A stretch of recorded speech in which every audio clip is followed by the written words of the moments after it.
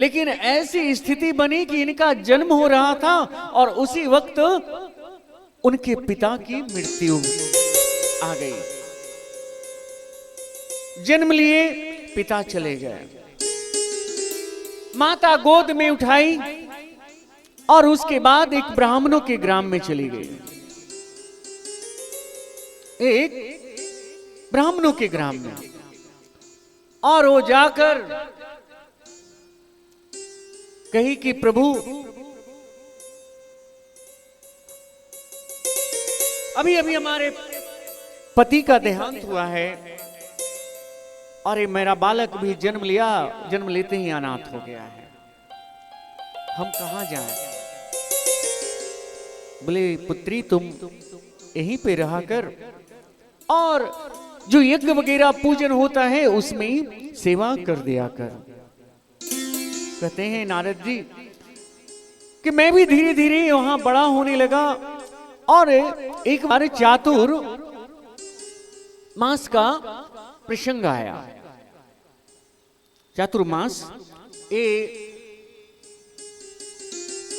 आषाढ़ शुक्ल पक्ष एकादशी से प्रारंभ होता है और कार्तिक शुक्ल पक्ष एकादशी तक ये 4 महीने जो है चातुर्मास से कहलाता है। इस दौरान संत महात्मा एक ही जगह पे रहकर परमात्मा के गुणों का लीला गान करते हैं, ठाकुर जी का भोग लगाते हैं, पूजन करते हैं, गायन करते हैं। बोले मैं भी वहां पे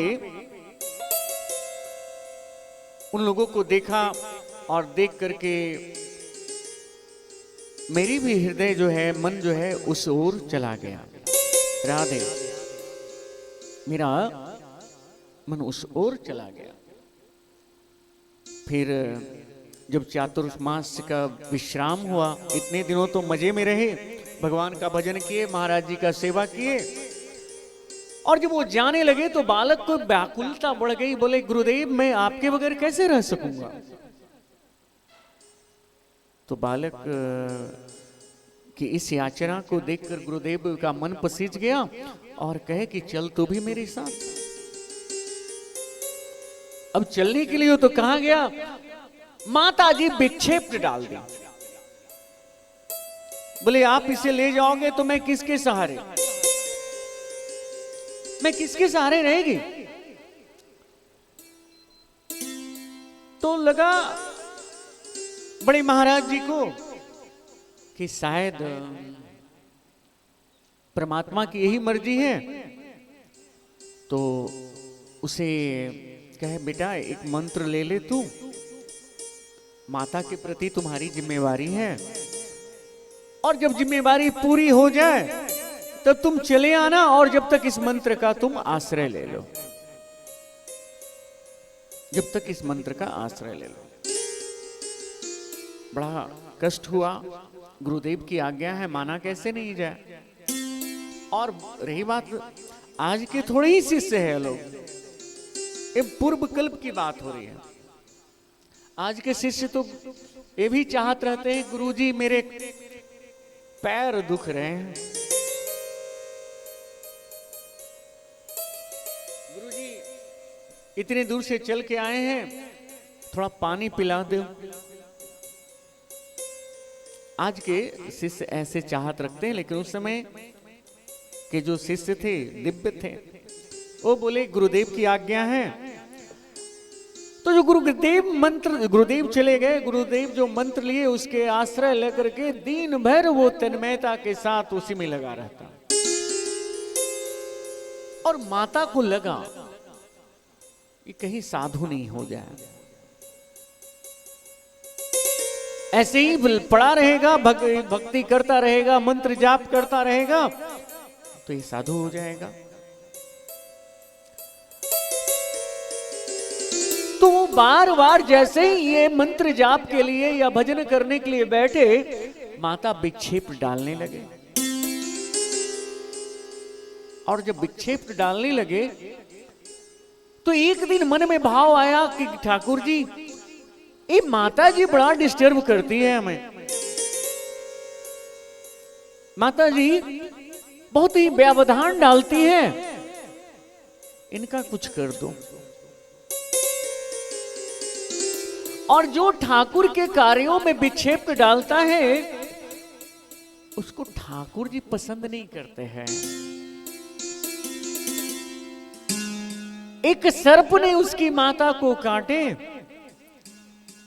और सर्प का विष का प्रभाव कि वो चले गए दुनिया से। माता का संस्कार वगैरह किया ये बालक, और उसके बाद भगवान का भजन करते हुए गुरुदेव तो मिले नहीं, लेकिन उनका मंत्र का आश्रय गुरुदेव हर जगह होते नहीं। वो जो दे दिए वही प्रसाद जो है हमेशा काम आता है, अगर उस प्रसाद को आप बचा कर रखे हो तो। वो जो मंत्र प्रसाद है अगर उसे बचा के रखे हैं वही हमेशा काम आता है। और उस कहते हैं नारद जी कि उस प्रसाद का फल है कि मुझे ब्रह्मा का गोद दर्शन हुआ। ब्रह्मा के पुत्र बन करके वो प्रकट हुए और आज मैं इस जगत में पूजा जाता हूं। इसलिए भक्ति को लक्षित करके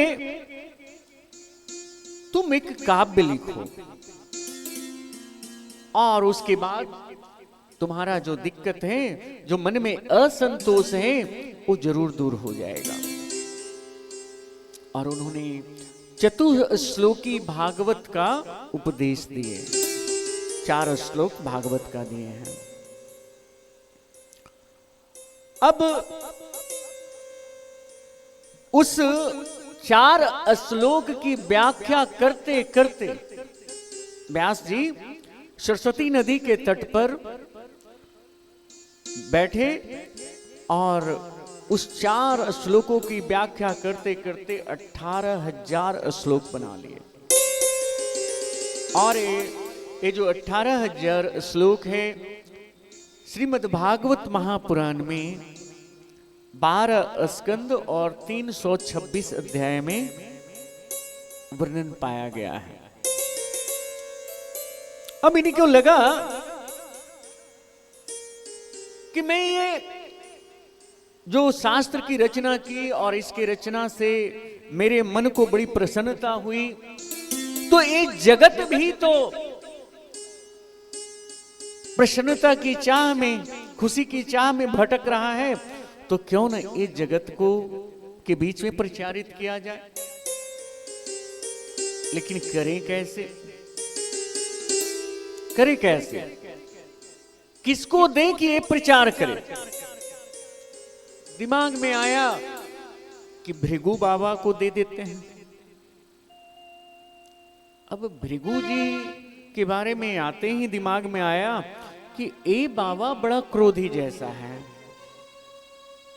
ये बाबा क्रोधी है। तो ये भृगु जी परीक्षा लेने के लिए श्री हरि विष्णु के वक्षस्थल पे, सीने पे लात से, पैर से प्रहार किए हैं परीक्षा लेने के लिए। ये तो प्रभु की लीला है। बोले नहीं, ये जो क्रोधी व्यक्ति है वो भागवत को ग्रहण नहीं कर सकता। पता नहीं कहां चला जाए अपने क्रोध में। याद आया कि मैं विश्वामित्र को दे दूं। फिर ये भी ख्याल आया कि विश्वामित्र 50,000 वर्षों तक तप किया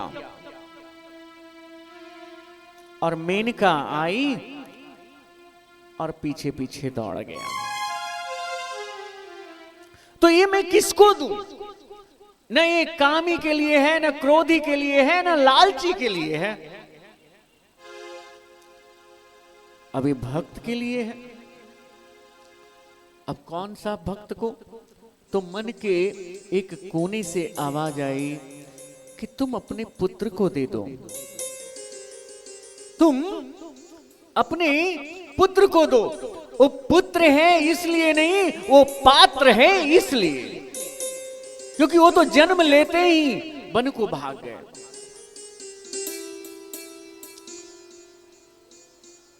सूत जी शौनक को समझाते हैं। सुनहु शौनका दीन सरसों, सो प्रसंग मन लाय, की में सुख मुनि हरि रस मगन, डूबी रहियो सरसा। एक सुखदेव जी जो है निर्गुण ब्रह्म की उपासना में वन में पट रहे, तो उसको कैसे लाया जाए? तो बोले कि जैसे बालक अगर जिद्दी हो जाए, बात को न माने, तो तरह तरह का उपाय है। अगर एक टॉफी दिखा दो, हो सकता है नहीं मानेगा, तो दूसरी टॉफी दिखा दीजिए, तीसरी में तो मान ही जाएगा आपके बाद। बोले ऐसे ही कोई लालच देना चाहिए। और उन्होंने